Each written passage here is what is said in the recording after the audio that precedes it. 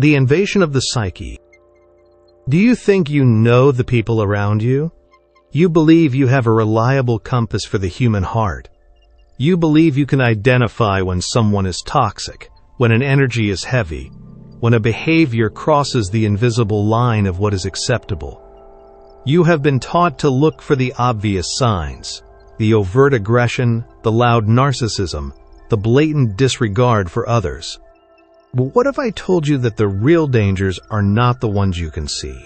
That the most destructive people are often the most charming, the most kind, even the members of your own family. And that while you are busy building fortresses to protect yourself from the obvious villains, you are leaving the gates of your mind wide open to something infinitely more dangerous, the unconscious of others invading and colonizing your own. Carl Gustav Jung dedicated his life to mapping these hidden, subterranean dynamics. In his profound work, he revealed that most of what truly governs us is not under our conscious control.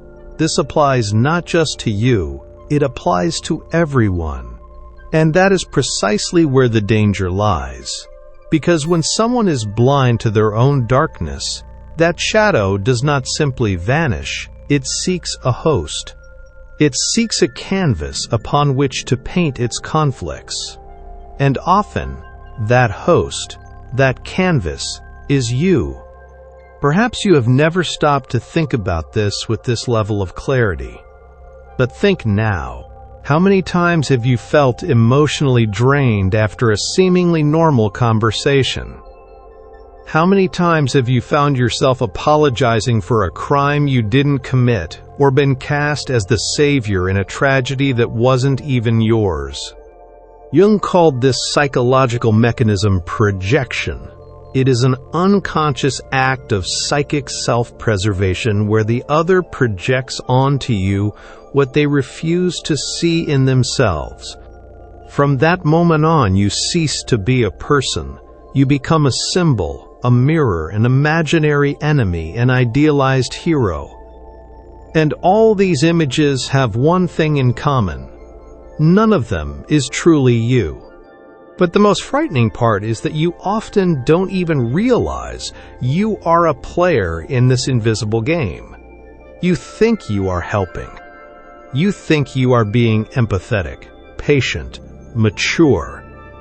Meanwhile, you are sinking into a psychological field that is not yours, trying to resolve conflicts that are not yours, being manipulated by dynamics that were not created by you, but now, insidiously, control you. And it is not just about ill-intentioned people. Jung made this critical distinction. The greatest dangers do not come from the consciously perverse, but from the unconsciously unintegrated. They are those who live alienated from their own psyche, dominated by masks, by traumas, by complexes, and by repressed desires they themselves cannot name. They are not necessarily evil. They are deeply dangerous. And this danger is silent. It does not break down the front door. It infiltrates, slowly, daily, through small comments, veiled accusations, and loaded silences, until you begin to doubt your own reality. And when you lose contact with your own psychic ground, you become a part of their shadow. Perhaps you are living this right now, in a relationship, in a friendship, in your work environment, even within your own family. And perhaps you are blaming yourself, trying to understand what is wrong with you. The answer is nothing.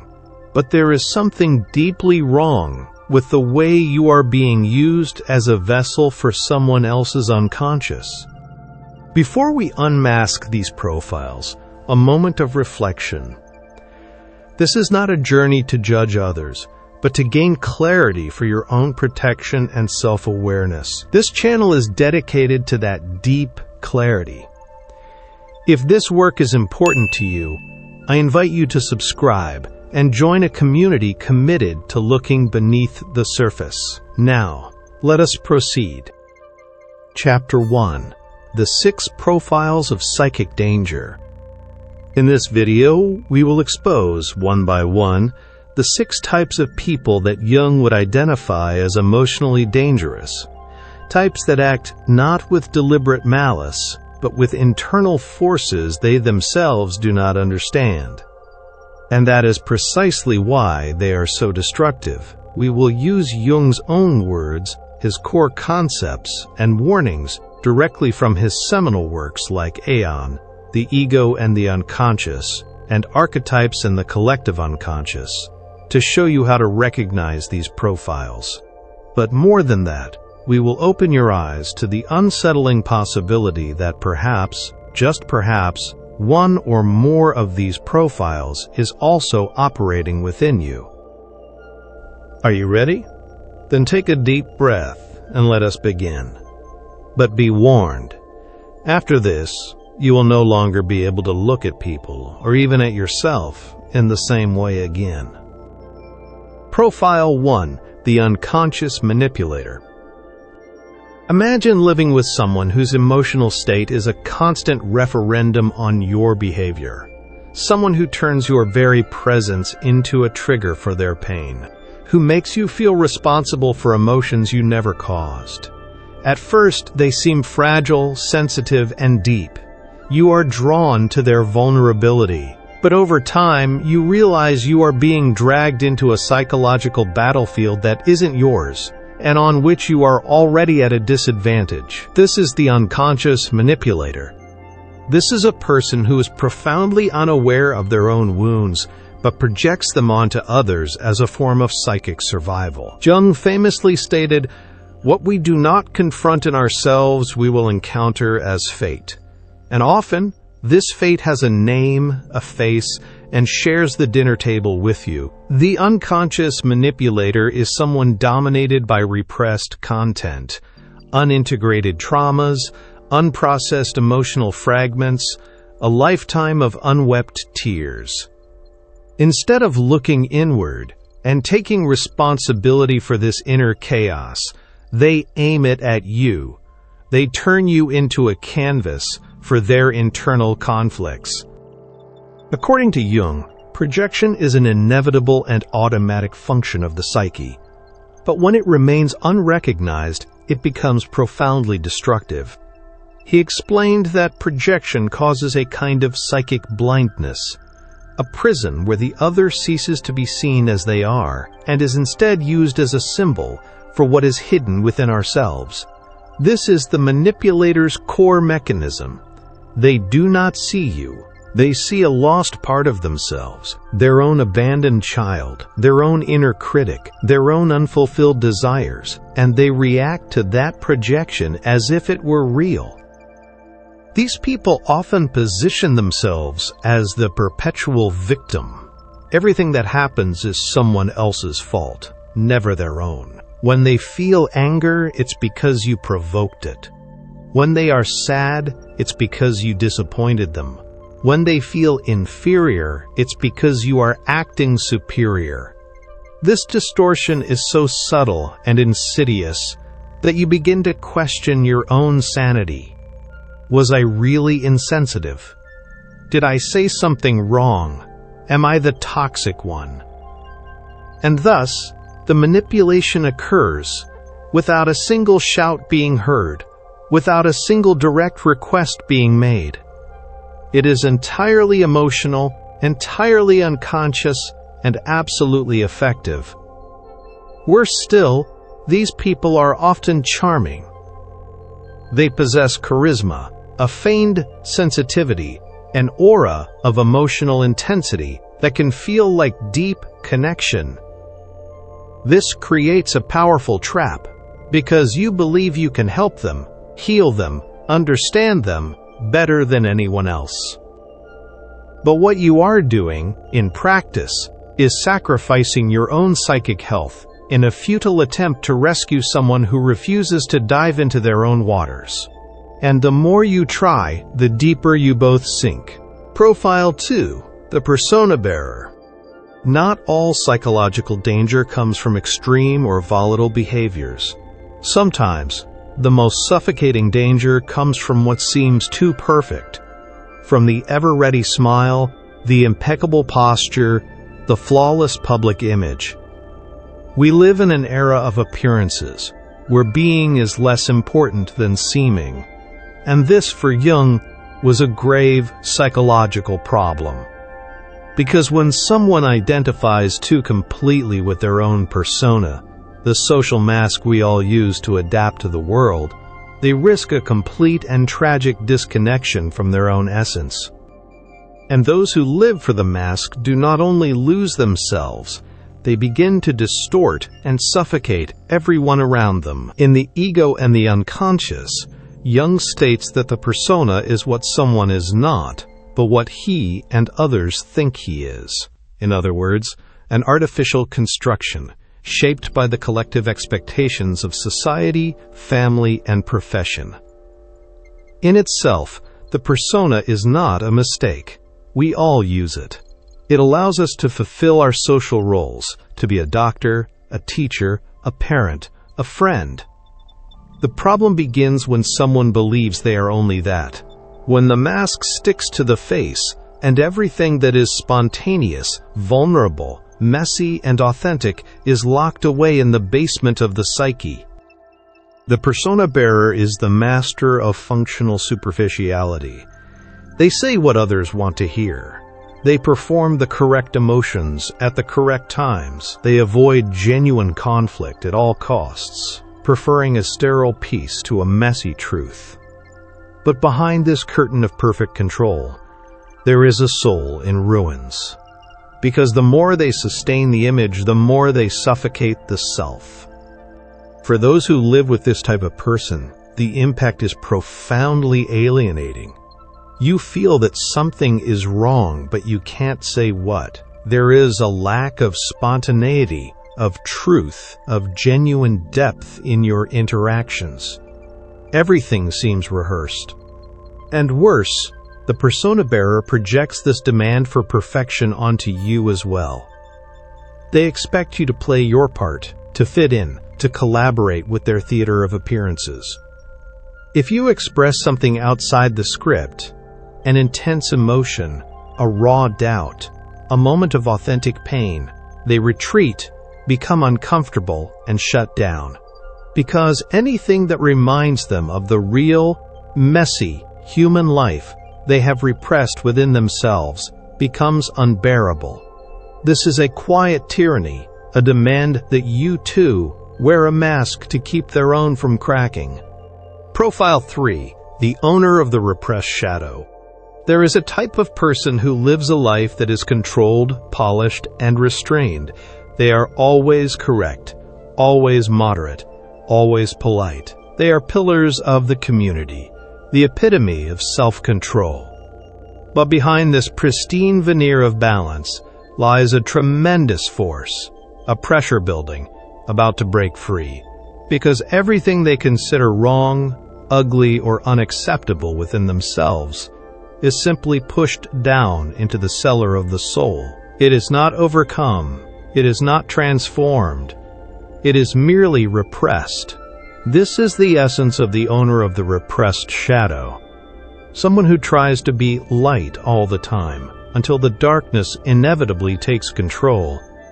Carl Jung dedicated a vast portion of his work to understanding the shadow.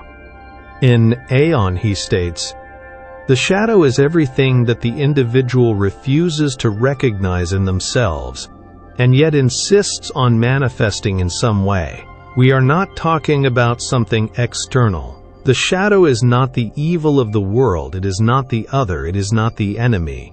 The shadow is internal. It is the hatred you do not admit to feeling. It is the envy you rationalize. It is the sexuality you repress. It is the ambition you disguise as humility. Everything you reject in yourself does not disappear, it transforms into shadow. And as Jung taught, what you do not make conscious directs your life, and you call it destiny. The owner of the repressed shadow does not seem dangerous at first glance. On the contrary, they are often admired, disciplined, and helpful. But there is something strange, something brittle about their goodness. They cannot tolerate weakness or mistakes in others, because it reminds them of their own. They react poorly to spontaneity. They are bothered by intense emotions. They always seem charged, but they never explode. Until they do. And when the shadow breaks through, it is devastating. It can manifest as a sudden, shocking act of rage, a cold and cruel judgment, or a secret, self-destructive behavior that completely contradicts their public persona. This person lives in a state of constant emotional vigilance. They do not allow themselves to feel, and so they condemn those who do. They do not allow themselves to err, and so they attack those who do. They become moralistic, demanding, and controlling. But all of this is just a desperate attempt to keep their own unconscious under lock and key. As Jung was clear, the stronger the persona, the more repressed the shadow. And the more repressed the shadow, the more brutal and autonomous its eventual manifestation will be. Living with them is like living on the slopes of a dormant volcano. The landscape is peaceful, but you can always feel the pressure building from beneath. Profile for the moral controller.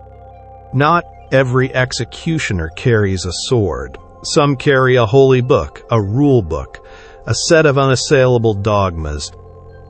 They are those who claim to be driven by ethics, by righteousness, and by an unwavering morality, but deep down they are imprisoning themselves and everyone around them within a cold iron cage made of guilt and shame. This is the moral controller. Jung was acutely aware of this archetype. For him, when morality is weaponized, when it is used as a facade to avoid the messy work of self-reflection, it becomes one of the most insidious forms of psychic repression. The moral controller, instead of integrating their own shadow, their own envy, their own lust, their own ambition, projects it onto the behavior of others and then condemns them for the very things they cannot accept in themselves. You have certainly met someone like this. They are the constant critics, the self-appointed judges of others' lives. They are quick to point fingers but never turn their gaze inward.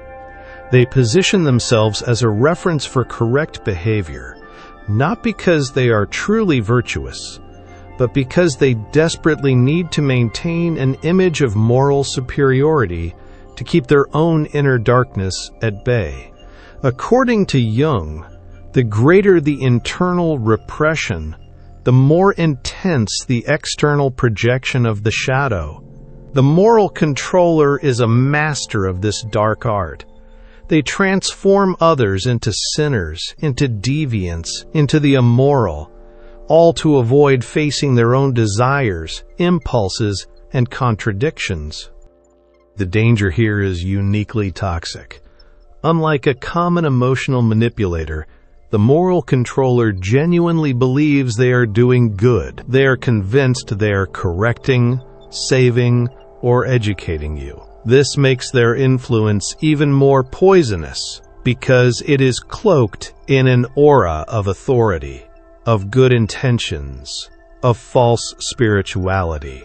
Their criticism comes wrapped in phrases like, "I'm only telling you this for your own good," or "You'll thank me for this later," or "Someone has to tell you the truth."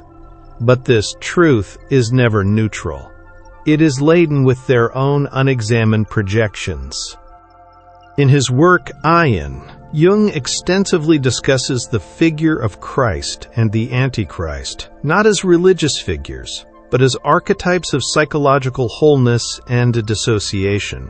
The moral controller believes they are embodying the light, but they completely ignore their own darkness. They project evil onto you to maintain the illusion of their own purity. This makes them blind, rigid, and dangerous, unable to see the complex nuances of the human soul. To live under their gaze is to live in a state of perpetual spiritual debt, to feel constantly flawed, and to have your own innate moral compass systematically dismantled and replaced with theirs. Profile 5. The complex. Imagine living on a landscape of emotional fault lines. One moment, the ground is solid, the sun is shining, and you are sharing a moment of genuine warmth and affection. The next, without warning, the earth splits open, and you are plunged into a chasm of rage, of icy silence, of bewildering accusations. A compliment turns into a demand. A joke becomes a personal attack. A gesture of affection is interpreted as a threat. No matter what you do, it seems you are always treading on unstable ground. This is the experience of living alongside a person dominated by their unconscious complexes. For Jung, complexes are not merely issues. They are autonomous nuclei of emotion and memory that reside in the unconscious and can hijack your conscious personality at any moment. They are like fragmented personalities within us, created by traumas, by deep psychic wounds, and by unresolved life experiences. In his work, Jung describes how these complexes can directly interfere with an individual's behavior, causing them to react not to the reality of the present moment, but to the painful echoes of the past. A simple comment about being late unconsciously connects to a deep-seated wound of childhood abandonment. A minor disagreement triggers the terror of total rejection, and you, the person standing before them, are left to pay the price for a ghost you cannot see. The complex person does not realize they are being guided by these powerful internal forces. When a complex is activated, they are, for that moment, possessed by it. When they react with disproportionate fury, with extreme sadness, or with exaggerated resentment, they believe their reaction is rational and justified by the current situation. But it is not. They are reliving undigested emotions from a lifetime ago. The problem, and the reason this dynamic is so destructive, is that it does not happen consistently. It occurs in lapses. There are emotional explosions interspersed with moments of lucidity, of genuine affection, of profound regret. This creates a confusing and highly addictive bond.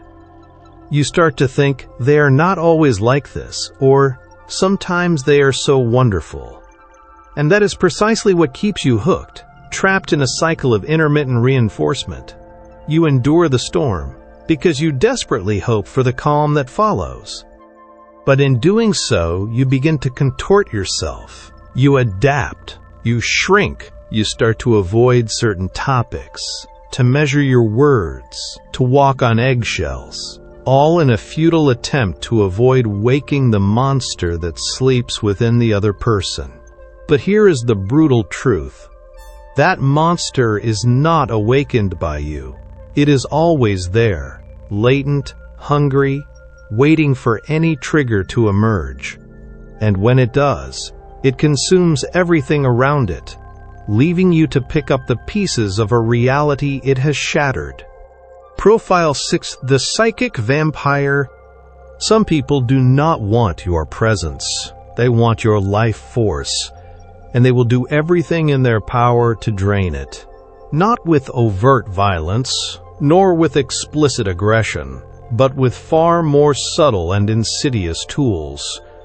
Chronic victimhood, relentless emotional dependency, and a neediness that is camouflaged as affection. This is the psychic vampire, the most silent and debilitating form of emotional draining that Jung warned about, even if he did not use that popular name. In the language of Jungian psychology, this dynamic represents the unresolved symbiotic relationship, the pathological bond that suffocates psychic growth and dissolves the very contours of the self. Jung showed us that one of the greatest threats to the process of individuation, the path towards wholeness, is to become trapped in these symbiotic relationships, where two people no longer recognize themselves as separate individuals, but as psychic extensions of one another. The psychic vampire lives and thrives in this type of enmeshed connection. They need your constant attention, your daily comfort, your perpetual availability. But behind their desperate neediness, there is a black hole of emptiness that is not yours to fill, and that you will never be able to fill. The dynamic is tragically predictable. You start by offering support, then you give your time, then you begin to tolerate emotional outbursts and subtle manipulations in the name of understanding. You sacrifice your own needs, your own peace, your own social life, until one day you wake up and realize that all of your energy has been siphoned away, and you no longer know where the other person ends and where you begin. The exhaustion is profound. It is not just physical. It is existential. It feels as if your very soul is being devoured, drop by drop, day after day. Jung spoke of people who, unable to psychically sustain themselves, attach to others like emotional parasites. And as cruel as it may sound, this is the truth of the dynamic. The psychic vampire does not want to grow. They want to be carried. But the danger is not just in the exhaustion. It is in the dissolution of yourself. You begin to feel guilty for wanting space, selfish for wanting silence, cold for wanting distance. Because the psychic vampire is a master at reversing roles. When you try to set a boundary, they expertly shift from the victim to the accuser. Your need for autonomy is framed as an act of cruel abandonment. And before you realize it, you are living your life to avoid their crises, to maintain their peace, to sustain a bond that is silently killing you inside. The synthesis and conclusion. We began by asking if you truly know the people around you. We now see that the more critical question is, do they know themselves? The greatest danger emanates not from conscious evil, but from the vast, unexamined darkness of the unconscious mind. The unconscious manipulator, the persona bearer, the owner of the repressed shadow, the moral controller, the complexed, and the psychic vampire. They are not villains in a story. They are archetypal patterns of a soul at war with itself. We have journeyed through the hidden corridors of the psyche, using Jung's map to identify 6 profiles of unconscious danger.